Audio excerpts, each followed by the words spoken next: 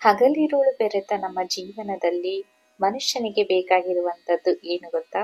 ಆರೋಗ್ಯ, ಸಂಪತ್ತು, ಶಾಂತಿ ಮತ್ತು ಸಂಸಾರದಲ್ಲಿ ನೆಮ್ಮದಿಯ ಜೀವನ. ಇವೆಲ್ಲವನ್ನೂ ನೀಡಬಲ್ಲ ದೇವಿಯೇ ಮಹಾಲಕ್ಷ್ಮಿ. ಈ ದೇವಿಯ ಆಶೀರ್ವಾದವನ್ನ ಪಡೆಯಲು ಬರುವ ಪವಿತ್ರ ದಿನವೇ ವರಮಹಾಲಕ್ಷ್ಮಿ ವ್ರತ. ನಮಸ್ಕಾರ ಪ್ರೀತಿಯ ಸ್ನೇಹಿತರೆ, ಇಂದು ನಾವೆಲ್ಲ ತಿಳಿದುಕೊಳ್ಳೋಣ ಯಾಕೆ ಈ ವ್ರತ ಇಷ್ಟು ವಿಶೇಷ ಅಂತ. ಏನು ಇದರ ಹಿಂದಿನ ತತ್ವ, ಹಾಗೆ ಈ ವ್ರತವನ್ನ ಹೇಗೆ ಆಚರಣೆ ಮಾಡಬೇಕು ಅಂತ.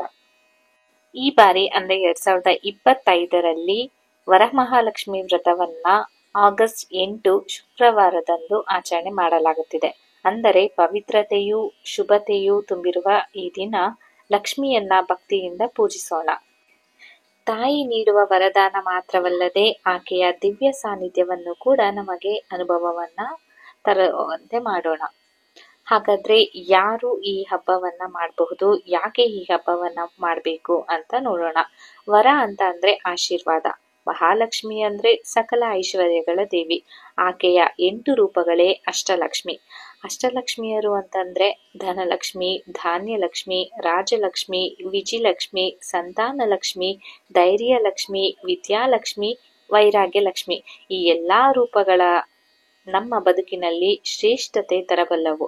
ಆದರೆ ಈ ಪೂಜೆ ಕೇವಲ ಧನಕ್ಕಾಗಿ ಮಾತ್ರವಲ್ಲದೆ ನಮ್ಮ ಸಂಸ್ಕೃತಿಗೆ ಸಮ್ಮಾನ, ಸಂಸ್ಕಾರಕ್ಕೆ ಶಕ್ತಿ ಹಾಗೂ ನಂಬಿಕೆಗೆ ನವಚೇತನವನ್ನ ನೀಡುವುದಕ್ಕಾಗಿ.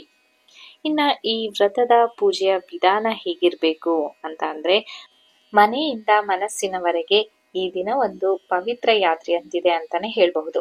ಮುಂಜಾನೆ ಎದ್ದ ತಕ್ಷಣ ಶುದ್ಧವಾದ ಸ್ನಾನವನ್ನ ಮಾಡಿಕೊಂಡು ಮನೆಯನ್ನ ಸ್ವಚ್ಛಗೊಳಿಸಿ ರಂಗೋಲಿಯನ್ನ ಬಿಡಿಸಲು ಪ್ರಾರಂಭ ಮಾಡಬೇಕು.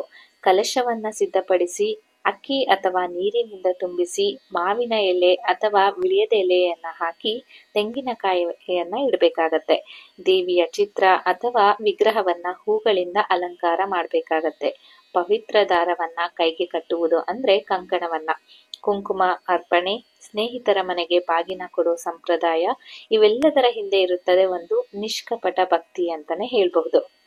ಇನ್ನ ಸಾಮಾಜಿಕವಾಗಿ ಮತ್ತು ಸಾಂಸ್ಕೃತಿಕವಾಗಿ ಈ ವ್ರತದ ಮಹತ್ವ ಏನು ಅಂತ ನೋಡೋದಾದ್ರೆ, ಈ ಹಬ್ಬ ದೇವಿಯ ಪೂಜೆ ಮಾತ್ರವಲ್ಲದೆ ಇದು ಮಹಿಳಾ ಶಕ್ತಿಯ ಆಚರಣೆಯಾಗಿರತ್ತೆ.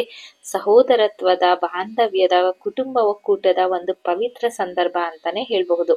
ಸಂತೋಷದಿಂದ ಉಡುಗೊರೆಯ ವಿನಿಮಯ, ಹೊಸ ಸೀರೆ, ನವ ಅಲಂಕಾರ, ಇದು ಆಧ್ಯಾತ್ಮಿಕತೆಯೊಂದಿಗೆ ಜೀವಿತ ಶೈಲಿಯ ಹಬ್ಬವೂ ಹೌದು ಅಂತಾನೆ ಹೇಳ್ಬಹುದು.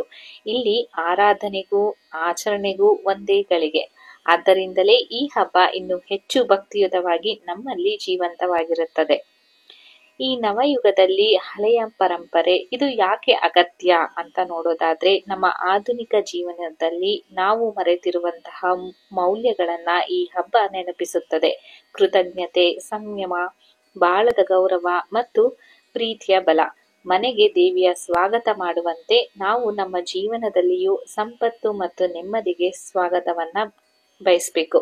ಹಬ್ಬ ಆಚರಣೆ ಮಾಡುವುದು ಕೇವಲ ಆಚರಣೆಗಾಗಿ ಅಲ್ಲ, ಅದು ನಮ್ಮೊಳಗಿನ ಶುದ್ಧತೆ, ನಿರಂತರ ನಂಬಿಕೆ ಮತ್ತು ನಮ್ಮ ಕುಟುಂಬದ ಏಕತೆಗಾಗಿ ಮಾಡುವ ಮನಃಶುದ್ಧಿಯ ಒಂದು ವಿಧಾನ ಅಂತಾನೆ ಹೇಳ್ಬಹುದು.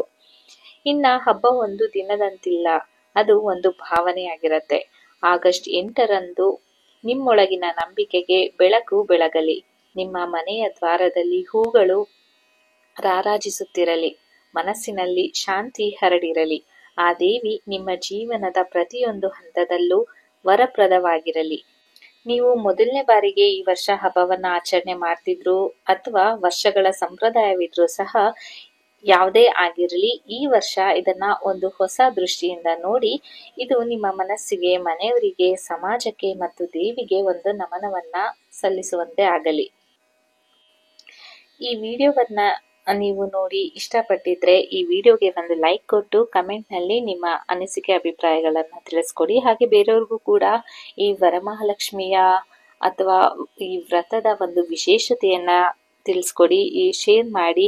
ಹಾಗೆ ಭಕ್ತಿಯಿಂದಲೇ ಎಲ್ಲರೂ ಕೂಡ ಮುಂದೆ ಸಾಗೋಣ ಅಂತ ಹೇಳ್ತಾ ಈ ವಿಡಿಯೋವನ್ನ ಪೂರ್ತಿಯಾಗಿ ನೋಡಿದ್ದಕ್ಕೆ ತುಂಬಾ ಧನ್ಯವಾದಗಳನ್ನ ತಿಳಿಸ್ತಾ ಇದ್ದೀನಿ.